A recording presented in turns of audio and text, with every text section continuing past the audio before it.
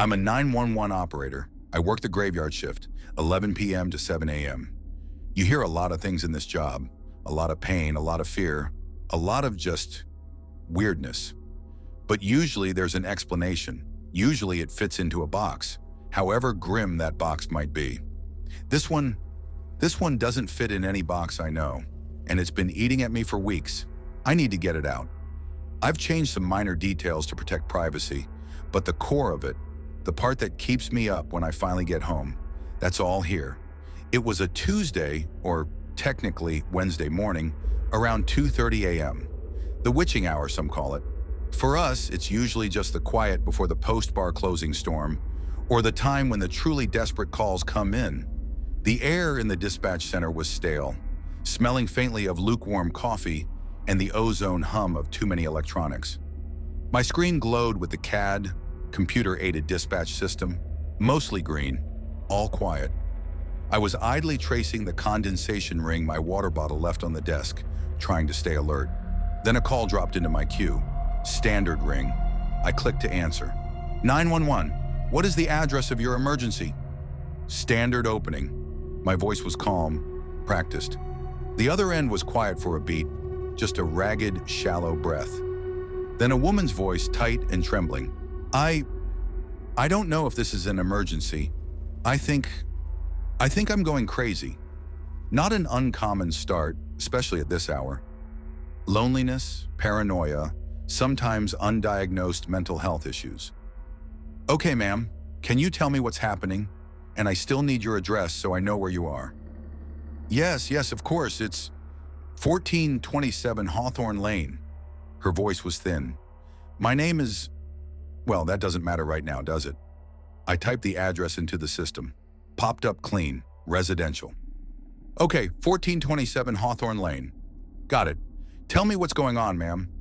There's someone in my wardrobe. My internal check-a-box system clicked.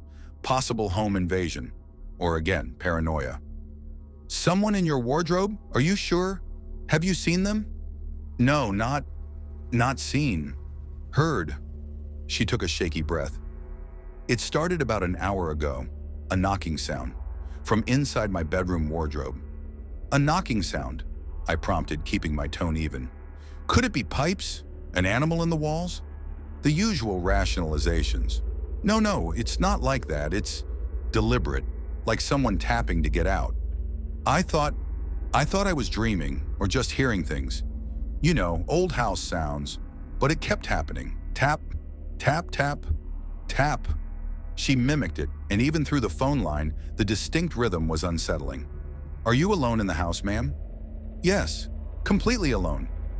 My husband, he passed away last year. Her voice hitched a little on that. I made a mental note. Grief can do strange things to the mind.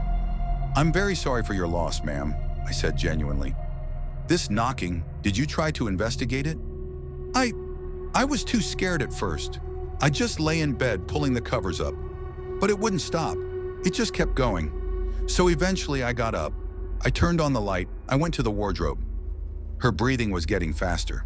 I could hear the faint rustle of fabric, like she was wringing her hands or clutching her clothes. And what happened when you got to the wardrobe, ma'am? The knocking stopped when I got close, and then I heard a voice. Her voice dropped to a whisper. A little boy's voice. It said, "Help me, please help me. I'm trapped."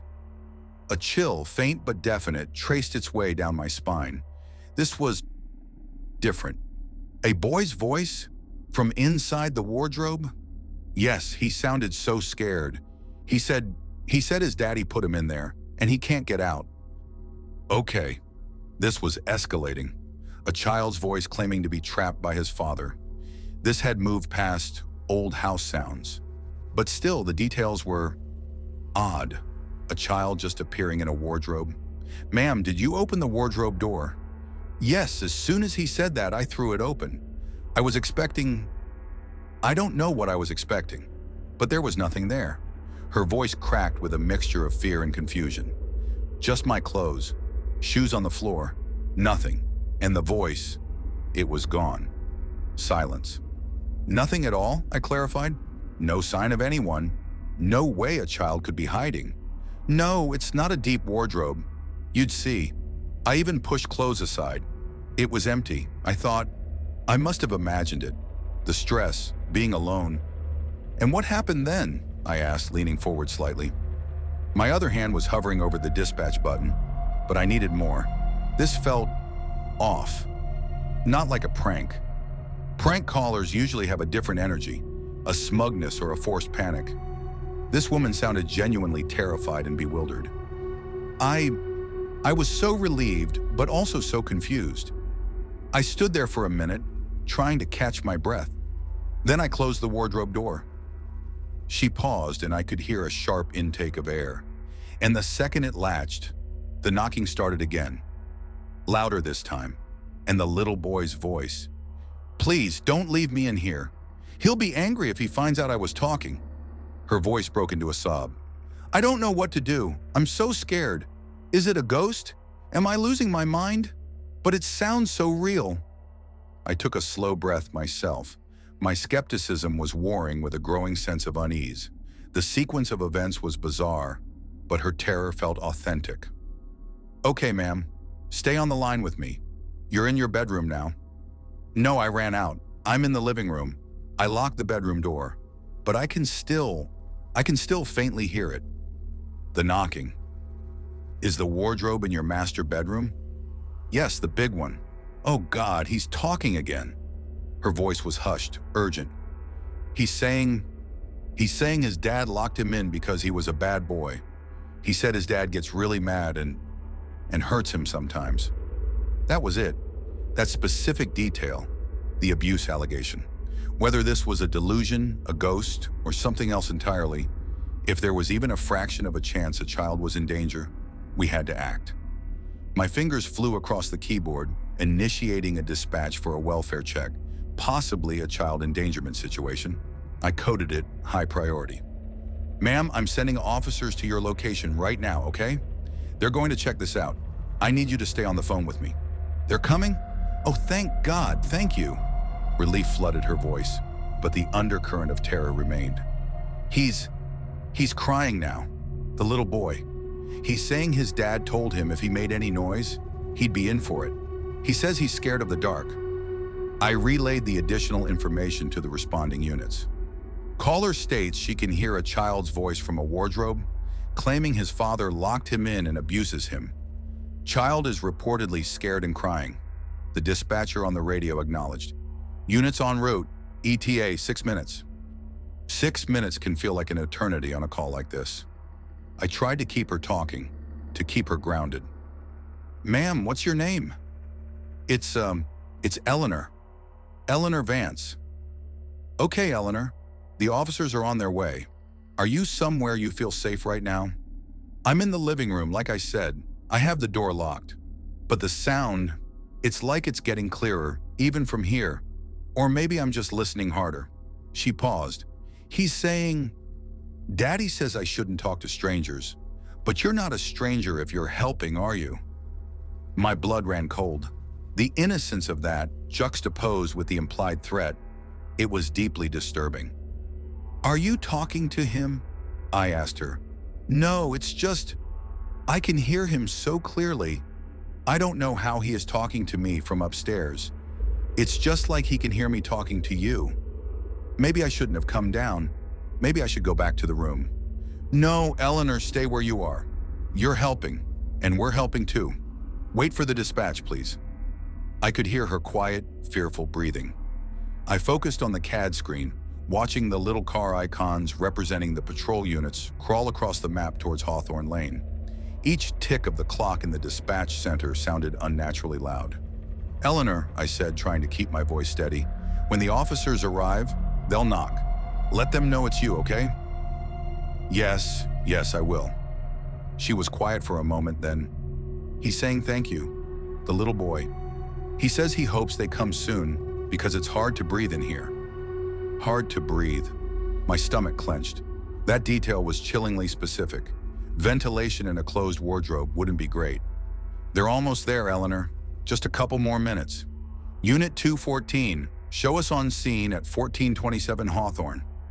The voice of Officer Miller crackled through my headset. Copy that. 214. Caller is Eleanor Vance. Should be expecting you. She's in the living room. Reports hearing a child in a wardrobe in the master bedroom. 10-4, Central. I relayed this to Eleanor. They're there, Eleanor. They're at your door. Oh, thank heavens. I heard a faint shuffling sound, as if she was getting up. Then nothing for a few seconds. I expected to hear her talking to the officers, the sound of a door opening. Instead, Officer Miller's voice came back on the radio, sounding puzzled. Central, we have a male subject at the door. Advises he's the homeowner. My brow furrowed. A male subject? Ask him if Eleanor Vance is present, or if there's any female resident. A brief pause. Central, negative. Male states he lives here alone with his son. Says there's no Eleanor Vance here, no female resident at all. A cold dread, far deeper than before, began to spread through me. I looked at the address on my screen. 1427 Hawthorne Lane, confirmed. Eleanor, I said into the phone. Eleanor, are you there? The officers are saying a man answered the door. They say there's no woman there. Her voice came back, faint and laced with utter confusion. What? No, that's impossible. I'm here. This is my house. I'm looking out the living room window. I can see the patrol car. Unit 214, I said, my voice tight. Caller on the line insists she is inside the residence. States she can see your vehicle. This was getting stranger by the second. Central, the male subject is adamant. He's looking pretty confused himself. Says no one else should be here. Miller sounded wary. Says his name is Arthur Collins. He's got ID. Eleanor, I pressed. What does this man look like? The one at the door? I can't see him clearly from here. Just his shape. Her voice was trembling violently now. But this is my house. I've lived here for 20 years. My husband, Robert, we bought it together. 214. The caller's name is Eleanor Vance. She says her late husband was Robert. Does the name Vance mean anything to Mr. Collins? I waited, listening to the silence on Eleanor's end.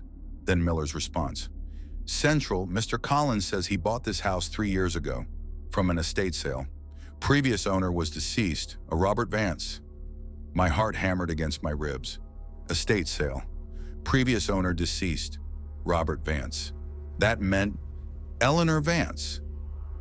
Eleanor, I said softly.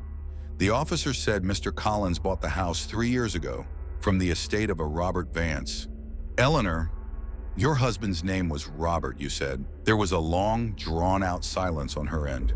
Just the sound of her breathing, growing more ragged, more panicked. It sounded like she was hyperventilating. Eleanor, can you hear me? Then a choke sound. No, that can't be right. Robert, he passed last year. Not 3 years ago. I was with him. Her voice was dissolving into confusion and fear. This is my home. This was spiraling out of my control, out of any recognizable scenario. But the child was still the priority. Unit 214, I said, pushing down my own disorientation. Regardless of the caller's status, the initial report was a child trapped in a wardrobe, possibly abused. Mr. Collins states he has a son. You need to verify the welfare of that child. 10-4 Central. Mr. Collins confirms he has a 7-year-old son, says his name is Leo, says he's asleep upstairs. Ask him if you can see the boy just to confirm he's okay, given the nature of the call we received. There was a pause. I could hear Miller talking to Collins, muffled. Then Miller came back on. Central, subject is refusing. Says the boy is fine, doesn't want him woken up. He's getting a bit agitated.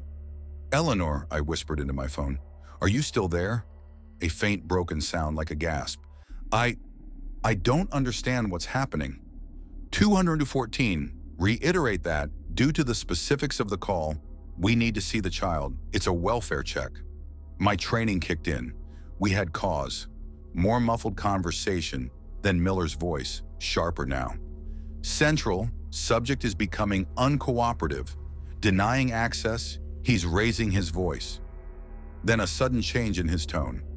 Hold on. Central, did you hear that? Hear what, 214? A sound from upstairs. Faint, like a cry or a thump. My gut twisted. "Eleanor," I said quickly, "the wardrobe you heard the knocking from, which room is it in?" The master bedroom," she whispered. "Upstairs, at the end of the hall." 214, the original report specified the master bedroom wardrobe. Upstairs. Did you hear the sound from that direction? Affirmative, Central. Definitely from upstairs. Subject is now trying to block the doorway. Partner is moving to restrain. The line with Eleanor was still open. I could hear her ragged, panicked gasps. It was like listening to someone drowning. Then chaos erupted on the radio, shouting, "Sir, step aside! Police, don't resist!" Sounds of a struggle. My own pulse was roaring in my ears. I gripped the phone tighter. "Central, we're making entry to check on the child." Officer Miller's voice strained. "Subject is non-compliant." I heard footsteps pounding on the radio feed. Officers moving quickly. "Upstairs, check the bedrooms." Eleanor was making soft whimpering sounds now. "They're in my house, but they can't see me." "Robert, what's happening to me, Robert?" 214, status, I demanded. "Checking rooms. Master bedroom at the end of the hall. Doors closed." A pause, then, "It's locked." "Eleanor, was your bedroom door locked when you left it?" Yes, I locked it," she stammered. 214, caller states she locked that door." "Okay, Central, we're announcing," then forcing of no response. I heard them call out, "Police! Occupant, open the door!" Silence. Then a thud, another, the sound of a door splintering. "We're in!" Miller shouted. "Wardrobe! It's closed!" "Oh God! Central, we found him. Child in the wardrobe. He's alive. Conscious but terrified. Small boy matches the description." A wave of dizzying relief washed over me, so strong it almost buckled me. He was real. The boy was real. They got to him. Arthur Collins was now in deep, deep trouble. But then the other part of it crashed back in. "Eleanor." "Eleanor," I said, my voice hoarse. "They found him. The little boy Leo. He's safe. They have him." Her response was a broken whisper, almost inaudible. "Leo, his name is Leo. He was real." "Yes, Eleanor, he was real, but the officers, they still don't see you. Mr. Collins says you're not there. Eleanor, where are you in the house right now?" A long, shaky sigh. I was in the living room, by the window, but when they came in, they walked right past me, right through where I was standing." Her voice was filled with a dawning, unutterable horror. They didn't see me. He didn't see me. "Eleanor." I didn't know what to say. What could I possibly say? The wardrobe, the master bedroom, that's where I heard him so clearly. I spent so much time in that room. After Robert, her voice trailed off. Then a new note of terror, colder than before. If Mr. Collins bought the house 3 years ago from Robert's estate and Robert died, then when did I die? The question hung in the air, chilling me to the bone. I had no answer. My dispatcher's manual had no protocol for this. I don't feel anything," she whispered, her voice sounding distant now, frayed. It's like I'm fading. I can't see the room clearly anymore. It's cold." Eleanor, stay with me. Can you tell me anything else? Can you describe what you see around you now?" My professional instincts were useless, grasping at straws. Her voice was barely a breath. "Just dark and wind.